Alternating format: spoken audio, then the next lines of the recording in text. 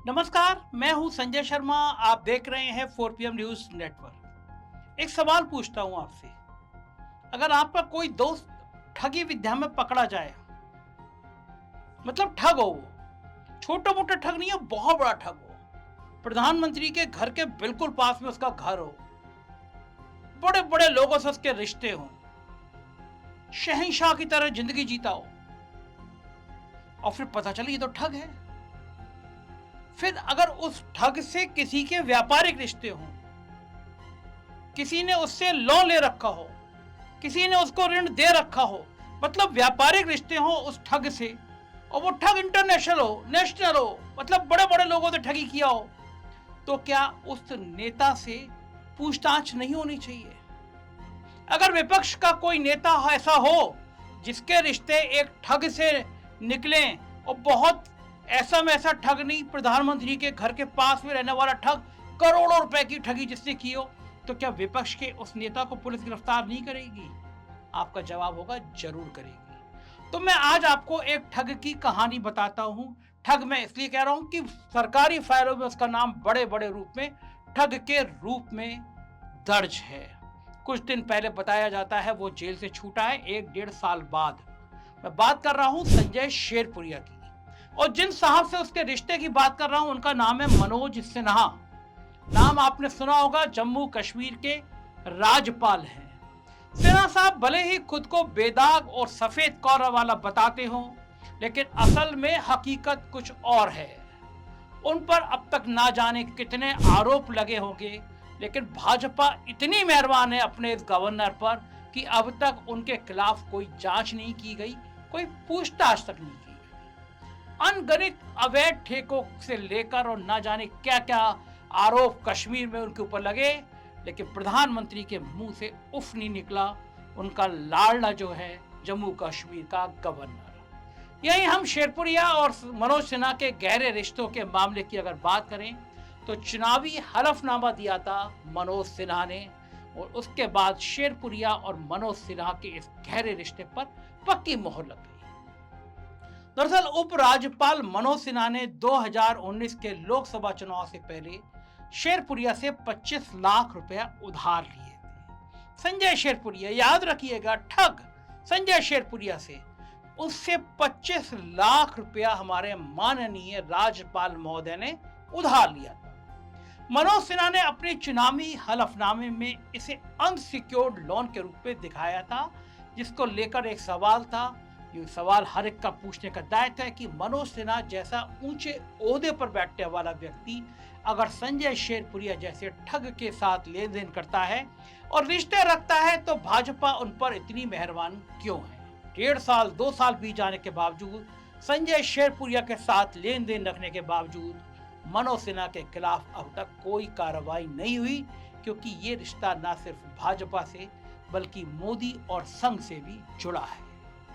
आज का आलम यह है कि भारतीय जनता पार्टी के राज में जो भी मोदी शाह के गुणगान करता है वो सर आंखों पर बिठाया जाता है, लेकिन जो भी भारतीय जनता पार्टी के खिलाफ जाता है उसके खिलाफ भारतीय जनता पार्टी जांच एजेंसियां और जेल का प्रयोग करती है।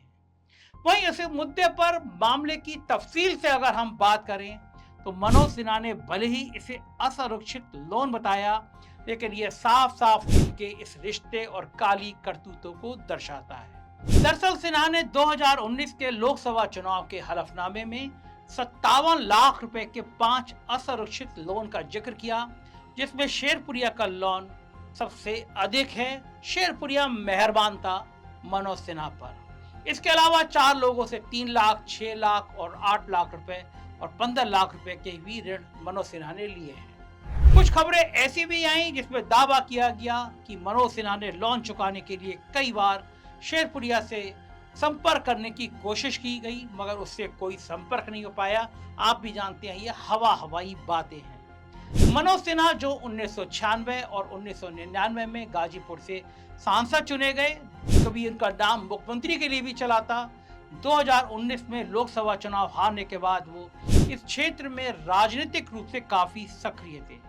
वहीं आपको मैं बता दूं कि सिन्हा 2014 में यूपी के गाजीपुर से लोकसभा चुनाव जीत गए थे, मगर 2019 में बहुजन समाज पार्टी के उम्मीदवार अफजल अंसारी से वो चुनाव हार गए थे। इसके बाद भी वो पूर्वांचल की राजनीति में सक्रिय हुए, जिसके बाद अनुच्छेद 370 हटाए जाने के बाद जब सत्यपाल मलिक को हटा दिया गया, उसके कुछ समय बाद उनको अगस्त 2020 में जम्मू और कश्मीर का राज्यपाल बना दिया गया। इसके बाद वो पार्टी की गतिविधियों से दूर रहे। अभी कुछ समय पहले G20 में हुए घोटाले को लेकर मनोज सिन्हा का नाम सुर्खियों में सामने आया। कांग्रेस ने जम्मू कश्मीर के उपराज्यपाल मनोज सिन्हा और केंद्रीय मंत्री गजेंद्र शेखावत पर बड़े बड़े आरोप लगाए थे, जिसे लेकर कांग्रेस के प्रवक्ता पवन खेड़ा ने कहा था कि G20 की आड़ में LG 420 को छुपाया जा रहा है, बचाया जा रहा है। कांग्रेस प्रवक्ता ने जल जीवन मिशन परियोजना में नियमों का उल्लंघन का हवाला देते हुए 13,000 करोड़ के घोटाले का आरोप भी लगाया। गाजीपुर के पूर्व सांसद और मौजूदा समय में जम्मू कश्मीर के उपराज्यपाल मनोज सिन्हा भूमियार जाति से आने के साथ ही केंद्र सरकार में मंत्री भी रहे हैं। वो गाजीपुर से एक से ज्यादा बार सांसद रहे हैं। वो मोदी और अमित शाह के बहुत करीबियों में शुमार माने जाते हैं, लेकिन इसके बावजूद उनके बेटे अभिनव सिन्हा को पार्टी ने गाजीपुर से लोकसभा का टिकट नहीं दिया। बहुत जबरदस्त पैरवी चल रही थी, मगर पता चला कि वो हार जाएंगे तो उन्हें टिकट नहीं दिया गया। मनोज सिन्हा बहुत कोशिश करते थे, अपने बेटे को भाजपा से टिकट दिलवाना चाहते थे, लेकिन ऐसा हो नहीं सका और भारतीय जनता पार्टी ने यहां से पारसनाथ राय को चुनावी मैदान में उतारकर लोगों को चौंका दिया। पारसनाथ राय को जम्मू कश्मीर के राज्यपाल गाजीपुर के पूर्व सांसद मनोज सिन्हा का भी बहुत करीबी माना जाता है। वो आरएसएस से भी जुड़े रहे हैं। वहीं अगर उनके बेटे अभिनव सिन्हा की बात करें तो पिछले 2 सालों में वो गाजीपुर में सक्रिय थे। स्थानीय सभी कार्यक्रमों में उनकी मौजूदगी देखी जा रही थी। उनका नाम भी कई बार लोकसभा चुनाव के उम्मीदवार के तौर पर संभावित प्रत्याशी के रूप में चला, लेकिन अंततः उनको टिकट नहीं दिया गया। खैर, ये तो पिता और बेटे की बात हुई। हम फिर मूल कहानी पर लौटते हैं, संजय शेरपुरिया पर। संजय शेरपुरिया तब चर्चा में आया जब उत्तर प्रदेश की स्पेशल टास्क फोर्स STF ने उसको गिरफ्तार कर लिया और ये कहा गया कि संजय शेरपुरिया दिल्ली में प्रधानमंत्री के घर के बराबर में बैठ के दिल्ली दरबार का बहुत करीबी हो गया था। उसके बाद योगी आदित्यनाथ के इशारे पर उसे गिरफ्तार कर लिया गया। उसकी गिरफ्तारी के बाद कई कारनामों की एक एक करके परत खुलने लगी। संजय शेरपुरिया के रसूख और पहुंच की कथा धीरे धीरे खुलकर सामने आने लगी। STF ने शेरपुरिया पर व्यक्तिगत लाभ के लिए प्रधानमंत्री के नाम का दुरुपयोग करने का आरोप लगाया।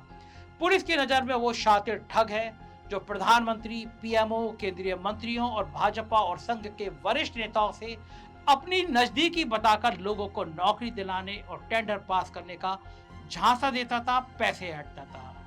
लेकिन गिरफ्तारी के बाद जिन खास और रसूखदार लोगों के करीबी होने का उसे दावा किया, वो खामोश हो गए, चुप हो गए। लेकिन जो तस्वीरें आई वो काफी चौंकाने वाली थी और आज वो तस्वीरें वायरल है।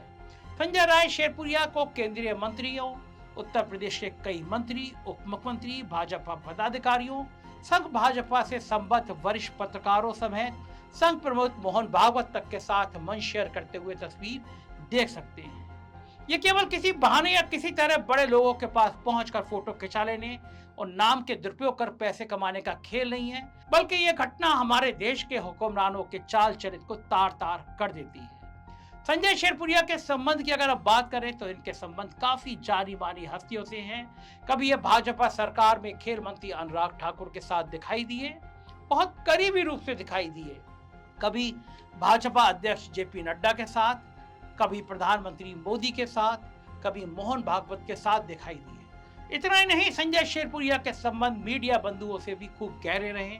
अंजना ओम कश्यप, रजत शर्मा के साथ, अन्य पत्रकारों के साथ भी ये देखे जा चुके। साथ ही राजनाथ सिंह, अमित शाह के बेटे जय शाह, रवि किशन, केशव मौर्य, गिरिराज सिंह और मनोज तिवारी जैसे नेताओं के साथ भी ये काफी देखे जाते रहे हैं। देश के नीति निर्धारकों और सत्ता संचालन में शीर्ष पर बैठे लोगों से उसके घनिष्ठ रिश्ते बहुत गहरे थे। इस नजदीकी में उसका गुजरात कनेक्शन भी काम कर रहा था, तभी तो कई उद्योगपति उसके ट्रस्ट को करोड़ों का दान देते थे और वो गुजरात, दिल्ली और उत्तर प्रदेश में समाज सेवा कर रहा था। एसटीएफ के अनुसार संजय राय शेरपुरिया प्रधानमंत्री आवास के करीब रहने का दावा करता था और लोगों को ठगने के लिए प्रधानमंत्री और केंद्रीय मंत्रियों के साथ खींची गई तस्वीरों का इस्तेमाल करता था। उस पर प्रधानमंत्रियों से लेकर बड़े बड़े उद्योगपतियों और नेताओं के रूप में पैसा वसूलने का आरोप है। लखनऊ के विभूति खंड पुलिस स्टेशन में दर्ज एक एफआईआर के अनुसार उसने एक ट्रस्ट के लिए दान के रूप में दिल्ली के एक प्रमुख उद्योगपति से 6 करोड़ रुपए अपने ट्रस्ट में लिए।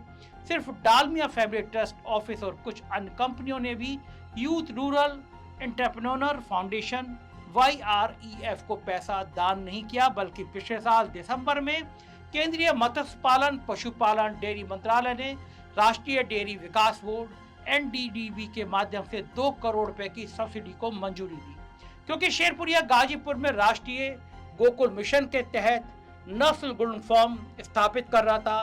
कुछ रिपोर्ट के मुताबिक YREF को लिखे पत्र में पशुपालन डेयरी विभाग ने राष्ट्रीय गोकुल मिशन के तहत 5.85 करोड़ रुपए के नस्ल गुणन फॉर्म स्थापित करने के यूथ रूरल फाउंडेशन के प्रस्ताव को मंजूरी दे दी थी। इसमें विभाग ने NDDB के माध्यम से अनुदान के रूप में वित्तीय सहायता के रूप में 2 करोड़ रुपए के भुगतान की स्वीकृति दी थी। ऐसे में सवाल बनता है कि आखिर कब तक इस तरह का काम चलता रहा और पूछताछ नहीं हुई। इसके अलावा संजय शेरपुरिया के लखनऊ की लॉबी में भी बहुत घनिष्ठ रिश्ते थे। बताया जाता है जब अवनीश अवस्थी यूपीडा का काम संभाल रहे थे, बहुत ताकत में थे, संजय शेरपुरिया उनके पास जाया करता था, ऐसी चर्चा है। यूपीडा में संघ की संस्कृति पर रखे गए एक साहब संजय शेरपुरिया के बहुत करीबी थे और वो अवनीश अवस्थी और शेरपुरिया के बीच में माध्यम बनने का काम करते रहे। हालांकि जब संजय शेरपुरिया जेल चला गया तो सब लोगों ने उससे किनारा कर लिया, लेकिन इसके अलावा एक दूसरी कहानी भी बताई जाती है।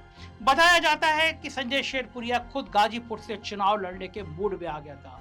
मनोज सिन्हा को बर्दाश्त नहीं हुआ कि उनका चेला रहा व्यक्ति उनके मुकाबले में चुनाव लड़े, और तब मनोज सिन्हा ने एक साजिश रची, एक प्लानिंग करी कि संजय शेरपुरिया को निपटाया जाए, मगर वो भूल गए कि 25 लाख रुपए का लोन उनके माथे पर भी कलंक की तरह सामने आ जाएगा। मेरा बड़ा सवाल यही है कि अगर एक ठग पकड़ा जाता है, एक गुनाहगार पकड़ा जाता है, तो उसके जिससे रिश्ते होते हैं उसको पकड़ा जाता है, पूछताछ की जाती है। जम्मू कश्मीर के राज्यपाल से पूछताछ क्यों नहीं की गई? इस मामले में ईडी भी एक्टिव हुई, इनकम टैक्स भी एक्टिव हुआ, लेकिन किसी ने मनोज सिन्हा से यह पूछने की जरूरत नहीं समझी कि इस ठग का आपसे क्या रिश्ता है। इस ठग ने आखिर आपको 25 लाख रुपए किस चीज के लिए दिए? ऐसे कोई किसी को लोन नहीं दे देता। आप किसी से 2.5 लाख रुपए मांग के देखिए, आपको नहीं देगा, लेकिन एक ठग एक गवर्नर को 25 लाख रुपए दे देता है और गवर्नर साहब उस रुपए को पैसा वापस करना भूल जाते हैं। यह ईमानदार सरकार का सबसे बड़ा उदाहरण है। गवर्नर साहब के कारनामे कश्मीर में सिर चढ़ के बोल रहे हैं। जगह जगह ठेकों की बात हो, गाजीपुर या उत्तर प्रदेश के लोगों को कश्मीर के बड़े बड़े गेस्ट हाउस में रुकवाने की बात हो, उनको ठेका दिलाने की बात हो, मनोज सिन्हा की बदनामी कश्मीर के गली मोहल्लों में सुनाई देती रहती है। लेकिन ये सारी बातें बेमानी हैं। अगर आप मनोज सिन्हा हैं, आप साहेब के करीबी हैं, तो फिर आपका कोई नहीं बिगाड़ सकता, चाहे आप ठगों के संग मिलकर ठगी करते रहें। लेकिन मुझे आपकी राय का इंतजार है। आप बताइए कि ठगों का ये नेटवर्क आखिर कब खत्म होगा? आप क्या सोचते हैं?